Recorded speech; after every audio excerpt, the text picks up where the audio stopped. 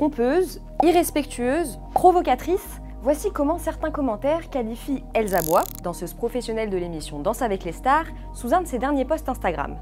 On y voit plusieurs photos de sa première danse avec Florent Manodou, son partenaire pour cette nouvelle saison de Dals. Et si elle reçoit toutes ces critiques, c'est en partie en réaction à sa séparation avec le youtubeur Michou, avec qui elle formait un couple très médiatisé. On a pris la décision de se séparer, tous les deux. Les réseaux ont eu une part de responsabilité. Ça fait plusieurs mois que c'est ultra toxique, tout ce qui se dit sur les réseaux.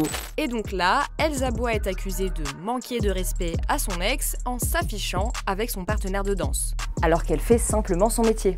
Et c'est loin d'être le seul exemple de ce type de cyberharcèlement sexiste.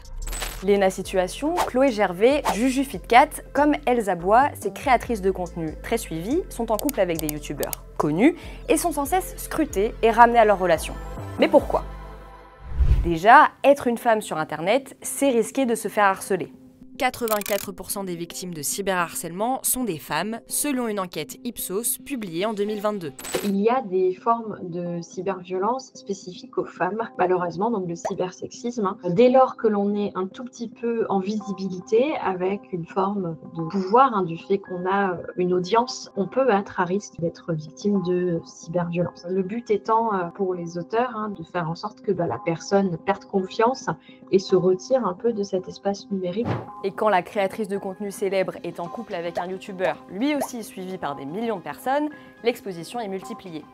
Concernant les femmes, les catégories de formes de violence que l'on retrouve le plus souvent en ligne, ça va être les injures à caractère sexiste, les menaces, le slut-shaming. Le slut-shaming, c'est le fait de stigmatiser, culpabiliser ou déconsidérer toute femme dont le comportement ou l'aspect physique sont jugés provoquants, trop sexuels ou immoraux.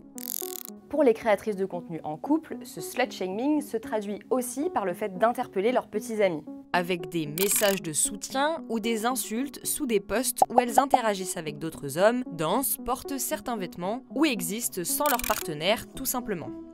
Dans les stéréotypes genrés et sexistes, la femme ne peut exister que parce qu'elle a un mari ou que parce qu'elle appartient à quelqu'un. Certains contenus vont plus loin en scrutant les réseaux sociaux de ces couples connus et en les interprétant pour faire des théories. On l'avait prévenu. Elsa, elle a trompé avec lui là. Mais moi, j'ai juste voulu ouvrir les yeux à Michou. Solidarité masculine. Pourtant, les petits amis concernés n'ont rien demandé. D'ailleurs, ils sont plusieurs à avoir demandé l'arrêt du cyberharcèlement de leurs copines et plus généralement des femmes sur internet.